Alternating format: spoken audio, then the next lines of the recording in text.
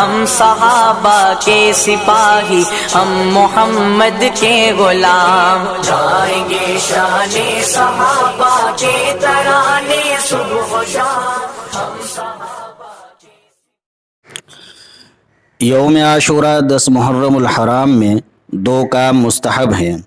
ایک ہے روزہ۔ اس روزے کے بارے میں اللہ کے نبی صلی اللہ علیہ وسلم سے معلوم کیا گیا۔ مسلم شریف میں روایت ہے، حضرت ابو قتادہ فرماتے ہیں، سئل عن یوم عاشورہ فقال یکفر السنۃ الماضیہ، کہ یوم عاشورہ سے پچھلے ایک سال کے گناہ معاف ہو جائیں گے۔ تو ایک کام تو ہے اس دن کا روزے کا اہتمام کرنا، اور اس میں بہتر یہ ہے، اعلیٰ درجہ یہ ہے کہ اس روزے کے ساتھ 1-2 روزہ اور ملا لیں۔ کامل مرتبہ یہ حافظ ابن قیم رحمۃ اللہ علیہ فرماتے ہیں کہ کامل درجہ یہ ہے کہ 10 محرم کا روزہ رکھے اور اس سے پہلے ایک دن یعنی 9 محرم اور اس کے بعد ایک دن یعنی 11 محرم کا روزہ رکھے۔ اور دوسرا درجہ یہ ہے کہ 9-10 کا روزہ رکھ لے یا 10-11 کا، 2 روزے رکھ لے۔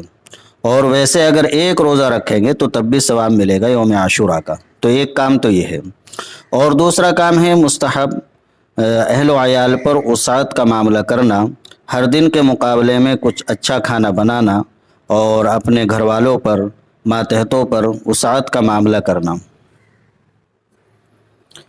سنن بیہقی میں روایت ہے، حضرت ابو ہریرہ رضی اللہ تعالیٰ عنہ فرماتے ہیں، نبی پاک صلی اللہ علیہ وسلم نے ارشاد فرمایا، من اوسع علی عیالہ واہلہ یوم عاشورہ اوسع اللہ علیہ سائر سنتہ، کہ جو شخص یوم عاشورہ میں 10 محرم میں اپنے اہل و عیال پر، گھر والوں پر فراخی کا معاملہ کرے گا، اللہ رب العزت پورے سال اس کے ساتھ فراخی کا معاملہ فرمائیں گے۔